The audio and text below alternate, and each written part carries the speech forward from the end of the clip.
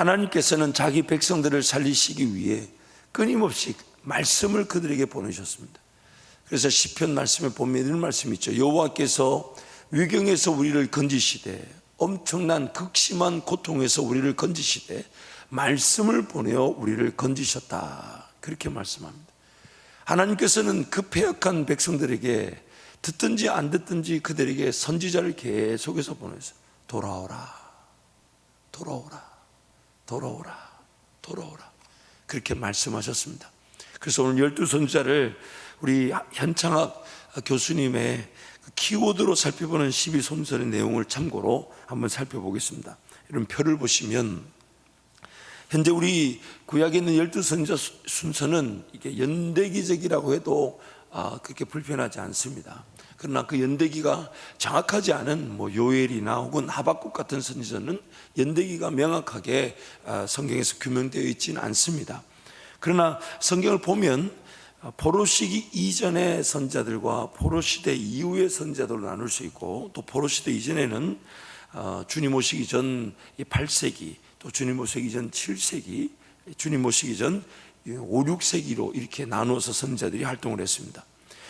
이제 호세아 선지자는 북이스라엘을 대하여 예언한 선지자고, 요엘 선지자는 남유다에 대해서, 아모스 선지자는 북이스라엘에 대해서, 오바다는 그 이스라엘의 패망에 일조하였던 에돔에 대해서, 그리고 요나는 니느웨, 아수르죠, 니느웨에 대해서, 미가는 남북 전체, 또 나훔은 아수르, 하박국은 남유다, 스바냐는 남유다, 그리고 학개, 스가랴, 말라기는 포로 시대 이후에 이스라엘에게 하나님 말씀을 전한 선지자들입니다.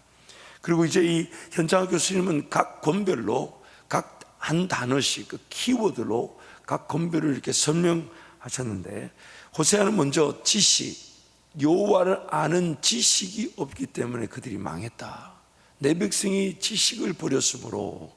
그래서 그 유명한 호세아 6장 말씀에 여호와를 알자, 힘써 여호와를 알자, 그렇게 제안했던 것이죠. 요엘서는 회개입니다. 회개. 특히 요엘서는 세번역 성경을 읽어보면 주의 날이 이르기 전에, 그 주의 날이라는 단어가 4번 정도 등장을 하죠. 회개하라는 것입니다. 다른 선지자와는 다르게 이 요엘서는 회개를 선포하고 실제적으로 그 회개의 은혜가 나타나는 장면을 소개하고 있습니다. 또한 아모스 선지자는 정의입니다. 여호와의 공의가, 여호와의 정의가 하수같이 물같이 흘러야 된다. 정의. 그리고 오바다는 왕국이라는 개념, 즉 하나님 나라, 하나님께서 다스리시는 그 나라의 회복에 대한 그런 말씀을 전하고 있습니다. 그리고 요나는 자비입니다. 자비. 이방 민족임에도 불구하고 그들을 아끼셨던 하나님. 또 미가는 책임입니다. 특히 이 미가서를 자세히 살펴보면 그런 리더들의 부패와 타락, 그래서 진정한 리더는 예수 그리스도시다, 그러면서 예수 그리스도의 탄생을 예언하고 있습니다. 그리고 나훔은 복수입니다. 하나님께서 반드시 그 죄를, 그리고 그 이방 민족들을 복수하시겠다는 겁니다. 심판하시겠다는 겁니다. 또한 하박국은 신정론이라 해서 하나님의 정의, 하나님의 뜻, 이 백성들의 타락을 왜 그냥 내버려 두십니까? 그리고 이 백성들을 더 악한 더 악한 갈대아 민족에 맡기시면 어떤 뜻이 있으십니까? 하나님의 뜻. 그리고 스바냐는 분노, 하나님께서 죄에 대해서, 그 하나님을 떠난 것에 대해서 분노하십니다. 철저하게 심판하시는 하나님. 그리고 학개는 부흥. 비록 스룹바벨을 통해 성전이 지어졌다 해도, 지어진 그 성전에 하나님의 임재가 없다 해도 반드시 성령을 통한 새로운 성전에서의 하나님의 부흥을 우리 가운데 나타내시겠다는 것입니다. 그리고 스가랴는 승리입니다. 기의 하나님은 승리하실 것이라는 겁니다.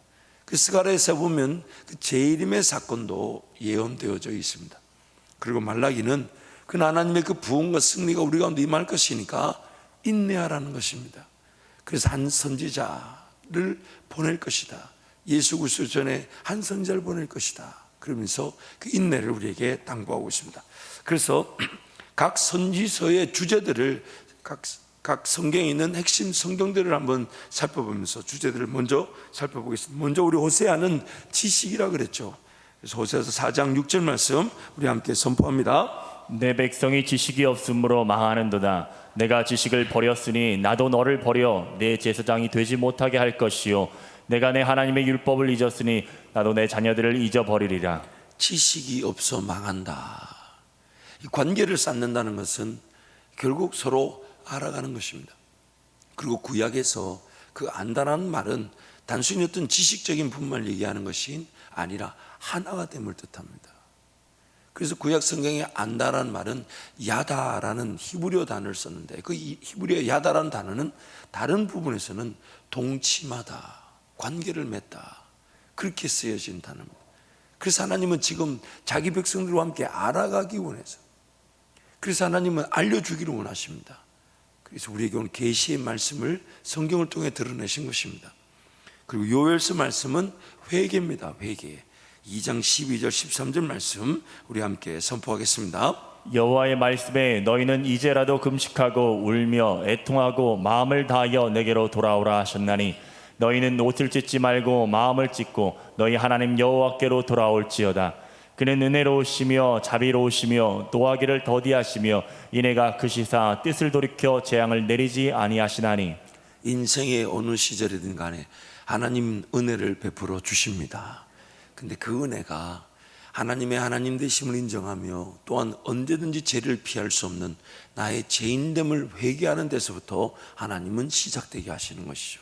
그러므로 오늘 우리 평생의 자랑은 이 죄인을 하나님께서 용납해 주시고 품어주시고 은혜를 베풀어 주시기 때문에 항상 우리는 하나님께 달려나갈 때마다 이 죄인이 또 어떤 죄를 짓고 있는데 짓는 줄 모르고 있을지, 또 앞으로도 어떤 죄를 지을 위기 가운데 있을지 모르기 때문에 하나님께 은혜를 구하는 것입니다.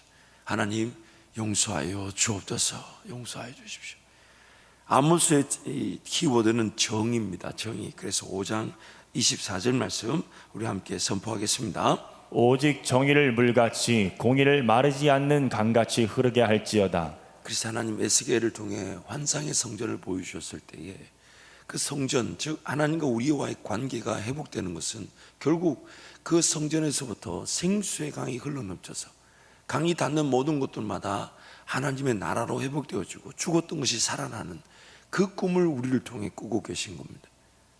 아모스에도 말씀을 살펴보겠지만은 성경은 우리가 받은 구원은 퍼스널, 즉 하나님과 나와 1대1의 관계지만은 그러나 그것은 프라이빗, 즉 사적인 것으로 머물러 있을 수가 없습니다. 반드시 퍼블릭, 즉 공적인 신앙으로 나타나게 됩니다. 모든 성도의 구원은 퍼스널, 하나님과 나와 1대1의 관계지만은 그러나 그것이 프라이빗, 즉 사적인 관계에 머물러 있어서는 안 됩니다. 퍼블릭, 즉 공적인 것입니다. 산 위의 동네가 숨기지 못하며 우리는 빛과 소금으로서 그 역할을 감당하지 않으면 안 됩니다. 예수를 믿고 구원을 받았다는 것은 복음을 전하지 않으면 안 되는 감격이 있다는 것입니다. 하나님을 전하지 않으면 안 되는 기쁨이 있다는 것입니다. 그러나 비록 우리가 죄로 말미암아 타락하여 그 감격과 기쁨이 뜨겁지 않고 살아나지 않을 수 있지만, 그러나 반드시 하나님은 어느 수준의 성도들인지 간에 빛과 소금의 역할을 감당할 수 있도록 함께하고 계신 것이죠. 그래서 그 빛과 소금의 역할을 감당할 수 있도록 성령 하나님 우리에게 끊임없이 우리를 위해 말할 수 없는 탄식으로 간구해 주시면서 우리를 살려주기를 원하신다는 것입니다. 오바다는 왕국, 즉 하나님 나라 회복 차원에서 이방 나라를 심판하시는 하나님. 1장 15절 말씀 함께 선포하겠습니다. 여호와께서 만국을 벌할 날이 가까웠나니 내가 행한 대로 너도 받을 것인즉 내가 행한 것이 내 머리로 돌아갈 것이라. 하박국 말씀을 통해서 우리가 살펴본 바에 의하면 이스라엘 백성들이 심판을 당하는 것은 하나님을 의지하지 않고 다른 이방 나라들처럼 되고자 했던 그들의 죄가 함께 심판되어졌습니다. 그래서 하나님은 이스라엘 백성을 회복시키기 위해 그들을 포로로 보내시지만 동시에 그들이 의지하고자 했던 이방 나라들을 심판하심으로 이스라엘 백성들에게는 오직 섬길 수 있는 분은 하나님밖에 없음을 분명히 명시하시면서 동시에 그 이방 나라들의 심판을 통해 이 땅의 진정한 왕이 하나님이심을 드러내시는 겁니다. 하나님을 떠나 살 수 있는 피조 세계에 땅은 존재하지 않습니다. 그러므로 하루라도 빨리 하나님 의지하고 하나님 경험하고 하나님 만나고 하나님께 은혜를 구하는 게 인생 최고의 행복인 것입니다. 요나서는 자비입니다. 자비. 4장 10절에서 11절 말씀 우리 함께 선포하겠습니다. 여호와께서 이르시되 내가 수고도 아니하였고 재배도 아니하였고 하룻밤에 났다가 하룻밤에 말라버린 이 박넝쿨을 아꼈거든. 하물며 이 큰 성읍 니느웨에는 좌우를 분별하지 못하는 자가 12만 여명이 가축도 많이 있나니 내가 어찌 아끼지 아니하겠느냐 하시니라.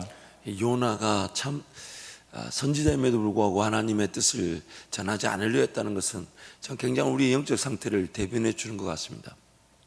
니느웨 성에 참 신기한 일이 일어나죠. 걸어서 3일 만에 갈 수 있는 길을 요나는 하루 만에 갔다고 성경이 말합니다. 그리고 하루 만에 달려가면서 외쳤습니다. 회개하지 않으면 심판을 당할 것이다. 3일 만에 갈 길을 하루 만에 갔다. 여러 가지 변수가 있겠지만은 뛰어갔든지 아니면 대충 갔든지 아니면 가다가 멈춰섰든지. 그런데 정말 어쩌면 지나가면서 한마디 누가 이상한 사람 한 사람이 지나가면서 회개하지 않으면 죽는다, 천국 간다, 지옥 간다, 이렇게 한마디 쑥 지나간 것 같은데, 그 니네 땅이 왕부터 백성까지 죄를 뒤집어쓰고 회개하며 하나님께로 돌아오더라는 것이죠. 에스겔서 말씀이 하나님 분명히 말씀하셨습니다. 죽을 자가 죽는 것도 하나님은 원하지 않으신다. 모든 사람이 진리를 알며 구원받기에 이르기를 원하시는 분이 하나님이십니다. 미가서의 이 키워드는 책임입니다. 리더들의 책임, 제사장들, 또한 그 하나님의 그 세움을 받은 리더들의 책임에 대해서, 그러나 진정한 리더는 예수 그리스도시라는 것이죠. 5장 2절부터 4절 말씀 우리 함께 선포하겠습니다. 베들레헴 에브라다야, 너는 유다 족속 중에 작을지라도 이스라엘을 다스릴 자가 내게서 내게로 나올 것이라. 그의 근본은 상고의 영원에 있느니라. 그러므로 여인이 해산하기까지 그들을 붙여 두시겠고 그 후에는 그의 형제 가운데 남은 자가 이스라엘 자손에게로 돌아오리니 그가 여호와의 능력과 그의 하나님 여호와의 이름의 위엄을 의지하고 서서 목축하니 그들이 거주할 것이라. 이제 그가 창대하여 땅끝까지 미치리라. 아멘. 나훔은 하나님께서 반드시 원수를 갚으신다는 것입니다. 죄악을 내버려 두지 않으신다는 거예요. 복수하신다는 겁니다. 2장 10절 말씀 함께 선포합니다. 니느웨가 공허하였고 황폐하였도다. 주민이 낙담하여 그 무릎이 서로 부딪히며 모든 허리가 아프게 되며 모든 낯이 빛을 잃도다. 장대하고 창성하여 어떤 나라든 간에 집어삼킬 듯 보였던 아수르, 그 니느웨도 하나님의 심판의 칼을 피할 수 없다는 것입니다. 하박국, 하나님의 뜻, 신정론, 하나님의 정의, 2장 14절 말씀 함께 선포합니다. 이는 물이 바다를 덮음같이 여호와의 영광을 인정하는 것이 세상에 가득함이니라. 그래서 2장 10절에 보면 하나님께서는 오직 여호와는 그 성전에 계시니 모든 사람은, 모든 세계는 잠잠할지니라. 조용히 계신 듯 보여도 그분이 그냥 가만히 계신 게 아니라는 거예요. 이 땅을 다스리고 계신다는 것입니다. 스바냐는 하나님의 분노입니다. 3장 19절 20절 말씀 함께 선포합니다. 그때 내가 너를 괴롭게 하는 자를 다 벌하고 저는 자를 구원하며 쫓겨난 자를 모으며 온 세상에서 수욕받는 자에게 칭찬과 명성을 얻게 하리라. 내가 그때 너희를 이끌고 그때 너희를 모을지라. 내가 너희 목전에서 너희의 사로잡힘을 돌이킬 때 너희에게 천하 만민 가운데서 명성과 칭찬을 얻게 하리라. 여호와의 말이니라. 아멘. 자, 이제 포로시대 이후에 학개서가 말락인데요. 학개는 부흥입니다. 우리 2장 9절 말씀 함께 선포합니다. 이 성전의 나중 영광이 이전 영광보다 크리라. 만군의 여호와의 말이니라. 내가 이곳에 평강을 주리라. 만군의 여호와의 말이니라. 저와 여러분을 통해 저와 여러분에게 허락하신 이 완성된 구원, 성령 하나님의 그 임재, 그래서 스룹바벨을 통해 이스라엘 백성들이 포로 생활에서 돌아와 성전을 지었지만 예전에 그 솔로몬 때의 그 성전의 영광을 보았던 그런 원로들은 눈물을 머금을 수밖에 없었어요. 왜냐하면 성전에 그 하나님의 영광의 임재가 임하지 않았습니다. 그때 그 임재가 없을 때 성전을 지었는데 그 황폐한 땅에, 왜냐하면 포로 생활을 해보니까 그들이 무엇이 잘못되었는지를 뼈저리게 느꼈단 말이죠. 그 돌아와서 자기네들 집이나 자기네들 터를 먼저 돌보지 않고 성전이 우선이었습니다. 왜냐하면 하나님과의 관계를 잃어버린 그 백성들의 참혹함을 70년 동안 당했습니다. 그래서 돌아오자마자 스룹바벨을 중심으로 하나님의 성전을 다 지었습니다. 그 포로 생활 중에 없는 중에 자신의 집이나 일터가 중요하지 않았어요. 왜요? 하나님과의 관계를 잃어버리면 아무것도 아니기 때문에. 하나님과의 관계를 잃어버리면 내가 지금 감당하고 있는 일도 언제 어떻게 잃어버릴지 모릅니다. 아니, 내 인생이 언제 어떻게 끝나면, 언제 어떻게 끝날지 모르는 인생이 무엇이 가장 중요하겠습니까? 하나님과의 관계 중심의 삶이 제일 중요했던 거예요. 그래서 그 성전을 지었는데 여호와의 영광이 임하지 않았어요. 그 허탈함. 그때 학개 선지자를 통해 하나님께서 이렇게 말씀하십니다. 이전의 영광이, 나중에 영광이 더 크게 될 것이다. 그러면서 예수 그리스도를 통해 우리 가운데 성령의 임재의 그 영광, 그 성전의 영광을 예언하셨고 우리는 그 은혜를 이미 누리고 있습니다. 스가랴 말씀은 승리인데 14장 9절 말씀 함께 선포합니다. 여호와께서 천하의 왕이 되시리니 그날에는 여호와께서 홀로 한 분이실 것이요 그의 이름이 홀로 하나이실 것이라. 반드시 하나님의 주권만이 인정되는 그날이 오게 될 것입니다. 예수 그리스도가 이 땅에 다시 오실 때는 우리를 구원하실 뿐만 아니라 이 땅을 심판하기 위해 오십니다. 그때가 되면 여호와 홀로 한 분, 하나님 주인이 되심이 선포되게 될 것입니다. 말라기는 인내의 말씀입니다. 4장 5절에서 6절 함께 선포합니다. 보라, 여호와의 크고 두려운 날이 이르기 전에 내가 선지자 엘리야를 너에게 보내리니 그가 아버지의 마음을 자녀에게로 돌이키게 하고 자녀들의 마음을 그들의 아버지에게로 돌이키게 하리라. 돌이키지 아니하면 두렵건대 내가 와서 저주로 그 땅을 칠까 하노라 하시니라. 선지자를 보낸다 하시니까 우린 인내하며 기다리면 되는데, 이것은 약속하신 성령께서 우리 가운데 임재하실 그 일을 상징적으로 보여주고 있습니다. 그래서 예수님께서 승천하시기 전에 제자들을 불러 모아놓고 그 제자들에게 그들이 삶의 자세를 취해야 될 그 분명한 기준을 말씀하셨어요. 약속하신 성령을 기다리라는 것입니다. 우리 삶도 마찬가지입니다. 성령 하나님을 기다리면 그분이 길이 되어 주실 것이고 인도자가 되어 주실 것이며 힘이 되어 주실 것이고 이렇게 세워 주실 것이고 하나님 그분을 더 잘 섬길 수 있도록 인도해 주실 것입니다. 기다리는 것입니다. 그리고 궁극적으로는 다시 오실 예수님을 기다림으로 언제든 어느 때든 기다리는 자다운 깨어 있음으로 기도하며 예배하는 자가 되는 것입니다. 이 소선지서들은 대표적으로 전체 내용 중에 세 가지 큰 주제를 갖고 있습니다. 소선지서의 그 대표적 주제 세 가지가 있는데, 첫 번째 주제는 하나님의 백성들의 부패성과 반역성입니다. 하나님의 백성들이 얼마나 죄로 타락하고 부패하였는가, 그리고 또한 그들은 얼마나 하나님을 거절하고 반역하려는 죄인들인가. 소선지서 전체에 그런 12개의 소선지서, 아니 앞에 있는 이사야, 예레미야가 에스겔, 다니엘까지 다 포함해서 이 선지서들의 주제는 이 세 가지 안에 세 가지의 공통분모를 갖고 있습니다. 이스라엘 백성들, 자기 백성들이라는 자들의 부패와 반역성, 이거는 단지 그들만의 얘기가 아니라 오늘 우리의 얘기도 그렇다는 것입니다. 두 번째 주제는 하나님께서 회복시켜 주시는데 반드시 어떤 과정을 거치시냐면 심판의 과정을 거치신다는 겁니다. 용서는 해주시지만 그 죄의 지배는 내버려 두지 않으신다는 겁니다. 관계적 차원에서 자녀로서는 변함이 없지만 그 죄에 길들여진 자녀들을 내버려 두지 않으신다는 겁니다. 반드시 정리하시겠다는 거예요. 그를 붙들고 계시지만 그냥 붙들고 계신 게 아니라 죄에서 건져내어 주시는데, 죄의 지배와 죄의 영향력에서, 그러나 생명의 성령의 법에서 자유케 하신다는 것입니다. 세 번째 주제는 회복된 백성들의 창조적 책임입니다. 이 굉장히 중요한 부분이죠. 우리는 죄 가운데서 구원을 받는 것이 구원의 완성이 아닙니다. 원래 죄 가운데 있는 자들이 아니었어요. 하나님과 함께 이 땅에 정복하고 충만하고 다스리기 위해 태어난 자들이에요. 창조적 책임이 있는 자들입니다. 단지 삶 가운데 문제를 해결하고 먹고 마시고 있는 문제를 해결하기 위해 존재한 자들이 아닙니다. 우리는 하나님과 함께 동행하며 이 땅을 하나님 나라로 회복시키는 창조적 책임이 있는 것입니다. 그래서 꿈을 꿔야 되는 것이고 비전이 있는 것입니다. 왜냐하면 이 땅의 삶을 그저 살아가는 것이 전부가 아니라 하나님 나라를 위해 살 때 내 삶도 돌봐지는 것입니다. 창조적 책임, 이것이 굉장히 중요합니다. 그래서 네 번째, 오늘 우리가 조금 말씀을 통해 살펴볼 말씀은 패역한 족속 가운데 보내어진 선지자.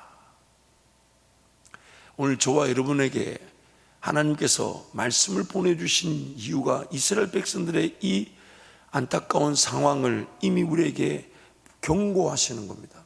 이스라엘 백성들처럼 우리도, 우리의 타락은 아마 이스라엘 백성들보다 더 타락했을 것입니다. 세상은 점점 더 어두워져 갑니다. 그 어두워져 간다는 것이 단순히 어떤 환경만 얘기하는 것이 아니라 사람들의 타락이 점점 세상을 어둡게 만드는 것입니다. 이스라엘 백성들보다 지금 우리는 더 부패했다고 봐야 됩니다. 우리는 더 하나님을 반역할 위기를 가지고 있습니다. 그러나 그 가운데 선지자를 보냈듯이 하나님 지금 성령 하나님, 즉 이제는 직접적으로 우리에게 성령 하나님, 말씀이신 예수 그리스도를 보내주신다는 겁니다. 이미 보내주셨습니다. 그런데 안타까운 것은 우리는 이스라엘 백성들의 그 안타까움을 그대로 재현하고 있을 수 있다는 거예요. 말씀을 보내셨는데 그 말씀을 과연 내가 생명처럼 대하고 있는가? 이스라엘 백성들에게 하나님 끊임없이 말씀을 보내셨잖아요. 선지자를 통해 보내셨잖아요. 돌아오라 돌아오라 하는데 그들이 그 말씀을 듣지 않았다는 겁니다. 심지어 그들이 안 듣고 있는데도 하나님은 에스겔 선지자를 통해 말씀하시기를 듣든지 아니 듣든지 그들에게 하나님이 말씀을 전하셨음을 알게 할 것이다. 선지자가 있었음을 알게 할 것이다. 오늘 우리의 삶에도 지금 하나님은 말씀을 보내 우리 가운데 인도하기를 원하십니다. 그 말씀으로 우리를 지으셨고 또한 그 말씀으로 우리를 구원하셨다고 말씀합니다. 그리고 그 말씀이 우리 삶의 인도자가 된다고 말씀합니다. 왜냐하면 말씀이 바로 예수 그리스도시기 때문에. 과연 오늘 우리도 이런 패역한 세대 가운데서 하나님 말씀을 하나님 말씀처럼 대하고 있습니까?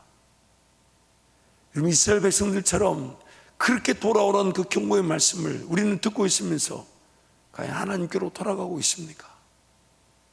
여러분, 우리 이스라엘 백성들보다 더 패역했다는 거 잊지 마시고 더 말씀을 멀리 하려고 한다는 제약을 가지고 있음을 잊지 마시고 하나님 말씀을 늘 가까이 함으로 말씀이 나를 회개 요청할 때 회개하고 순종하자 할 때 순종함으로 말씀을 통하여 쓰임받는 복된 인생들이 되시기를 축복합니다. 첫 번째는 구약 이스라엘 백성들의 이야기는 오늘 신약의 성도들에게 본보기가 되어 깨우칠 수 있도록 기록되었습니다. 고린도전서 10장 11절 말씀을 함께 선포하겠습니다. 그들에게 일어난 이런 일은 본보기가 되고 또한 말세를 만난 우리를 깨우치기 위하여 기록되었느니라. 우리를 깨우치기 위해 본보기, 다른 말로 거울입니다. 거울. 구약 이스라엘 백성들의 이야기를 볼 때 오늘 우리를 보라는 겁니다. 우리를. 교회 시대, 은혜 시대, 성령 시대라 불리는 지금의 성도들에게 그들처럼 음행과 시험과 원망을 하지 말라는 것입니다. 교회 시대, 은혜 시대, 성령 시대라 불리는 지금 그들처럼 그렇게 범죄하지 말라는 것입니다. 예수 그리스도와 성령 시대 이전의 백성들과 다른, 그리고 완성된 은혜를 누리는 백성다운 책임과 본분을 다하라는 것입니다. 오늘 우리에게 이스라엘 백성들과 다른 그러나 완성된 은혜를 우리에게 주셨어요. 더 이상 수정이나 보완이 필요 없는 은혜를 우리에게 주셨습니다. 그런 은혜를 누리는 자다운 분명한 책임과 본분을 다하라는 것입니다. 구원의 은혜는 완성되었지만 죄로 인해 타락한 상태는 더욱 위험한 상태임을 잊지 말아야 합니다. 앞으로 여러분 구약을 읽을 때마다 그 가운데 하나님의 은혜를 보지만 또한 이스라엘 백성들의 모습을 볼 때마다 이렇게 적용하면 좋겠습니다. 나는 이들보다 더 위험하다. 한번 따라할까요? 나는 이스라엘 백성들보다 더 악하다, 더 위험하다, 더 반역을 잘할 것이다. 항상 그 위기감이 있으면 좋겠습니다. 하나님께서 이스라엘 백성들에게 요구되어진, 즉 반드시 필요로 했던 것이 무엇인지를 고찰할 수 있어야 합니다. 이스라엘 백성들이 놓친 게 뭘까요? 이스라엘 백성들이 소홀했던 게 뭘까요? 이스라엘 백성들이 제일 중요시 여겨야 됐던 게 뭘까요? 말씀을 대할 때마다 우리는 그런 반성이 있어야 되는 겁니다. 하나님께서 그들의 이야기를 통해 오늘날 우리에게 주시고자 하시는 은혜를 살펴볼 수 있습니다. 정말 우리에게 주시고자 하는 은혜가 뭘까요? 하나님께서 선택하신 자기 백성이라는 이유로 포기하지 못하시고 용서하십니다. 관계적 측면에서의 용서입니다. 왜냐하면 자기 백성이기 때문에 단 한 번도 하나님이 포기하신 적이 없으셨습니다. 어떤 기회를 통해서든 그들과 관계를 회복시켜 주셨고, 그들 가운데 머무기를 원하셨고, 그들을 인도하기를 원하셨어요. 또한 죄에서는 용서를 받았으나 죄의 지배, 즉 영향력에 갇히고 사로잡혀 있을 수 있습니다. 이스라엘 백성들이 이 길을 보면서 이 부분을 깨달으라는 거예요. 그래서 관계 성숙적 측면에서 회복이 필요한 겁니다. 그래서 여러분, 신학적인 용어로 이렇게 말합니다. 하나님 우리를 의롭다고 부르셨습니다. 칭의, 의를 부르셨다. 칭의. 그러나 그 칭의는 동시에 성숙의 시작이기도 합니다. 성화, 거룩해, 회복시켜가는. 왜냐하면 부르셨다는 말이 무슨 말입니까? 칭의, 의롭다고 부르셨다는 것은 그가 의롭지 않은데 의롭다고 부르셨다는 겁니다. 그리고 의롭다고 부르신 이유가 뭐냐면 원래 하나님을 닮은 거룩한 자녀로 회복시켜 가시겠다는 거예요. 그것을 성화라 그럽니다. 그래서 칭의와 성화는 우리가 설명하기 위해 만든다든지 뗄 수는 없습니다. 그러나 분명히 다릅니다. 거룩하기 때문에 의롭다고 부르신 게 아니에요. 하나님의 자녀이기 때문에 의롭다고 불러주셨지만 그 죄인들은 거룩의 시작을, 거룩하지 않으면 안 되는 그 시작점을 걸어가야 한다는 겁니다. 그래서 죄는 용서를 받았지만 죄의 지배 아래 여전히 갇혀있는 우리를 건져내시기 위해 우리와 지금 함께하고 계신 것입니다. 이 부분을 놓쳐서는 안 된다는 거예요. 사실 칭의, 하나님의 자녀로 부른 것에 대해서는 어떤 것도 우리를 그리스도의 사랑에서 끊을 수가 없습니다. 하나님의 자녀됨에 있어서는, 그 관계에서는 그 어떤 것도 우리를 관계를 깨게 만들 수 없어요. 그러나 문제가 뭐냐면 관계는 회복되어졌는데 죄의 그 지배 영향력에 사로잡혀 하나님의 자녀다운 권세와 능력을 맛보지 못한 채 살아갈 수 있다는 것입니다. 그래서 구약 이스라엘 백성들의 이야기를 보면서 오늘 우리를 하나님의 자녀로 부르신 하나님의 분명한 뜻을 잊지 말아야 합니다. 자녀됨은 변함이 없습니다. 자녀됨은 변함이 없어요. 잊지 마세요. 망하지 않아요. 망하기가 불가능합니다. 왜냐하면 하나님이 나를 붙들고 계시니까. 아무리 어렵고 힘들다 해도 걱정하지 마십시오. 두려워하지 마십시오. 하나님의 자녀입니다. 하나님의 자녀입니다. 오늘 우리가 두려워해야 될 것은 하나님의 자녀임에도 불구하고 하나님의 자녀다운 권세와 능력을 맛보지 못한 채 제 가운데 머물러 지낼 수 있다는 거예요. 그것을 두려워하고 하나님께 은혜를 구하는 것입니다. 말씀을 붙들고 하나님, 오늘 또 내가 제 가운데 머물지 않게 하여 주시고 성령 하나님을 따라가게 하여 주옵소서. 성령 하나님을 쫓아가게 하여 주옵소서. 무엇보다도 우리 구약의 말씀을 통해 정말 우리가 뼈저리게 느끼고 배워야 될 것은 하나님의 백성들은 하나님을 떠나 살면 수치와 부끄러움을 피할 수 없는 문제들과 어려움을 만나게 되지만 하나님과 함께하면 그것이면 충분합니다. 그것이면, 여러분 잊지 마세요. 무엇을 얼마나 가졌는지, 얼마나 누리고 있는지가 중요하지 않아요? 하나님이 나와 함께 하심이면 충분합니다. 내가 하나님 그분 안에 거하고 그분이 나와 함께 하심을 내가 느끼면서 삶을 살아간다면 뭘 가졌는지 뭐가 없는지 이게 중요하지 않아요. 때가 되면 하나님께 다 해결해 주실 것이고 다 채워주실 겁니다. 부들부들 여러분 떨지 맙시다. 두려워하지 마십시다. 하나님이 우리와 함께하고 계시니까 하나님께 달려나와 기도하며 은혜를 구하면 하나님께서 우리를 이전에 맛보지 못했던 이전보다 더한 영광으로 우리와 함께 하시면서 우리의 삶을 정의와 공의가 물처럼 하수처럼 흐르게 하시는 하나님 나라 백성답게 세워 주실 것입니다. 이 시간 통성으로 함께 기도하겠습니다.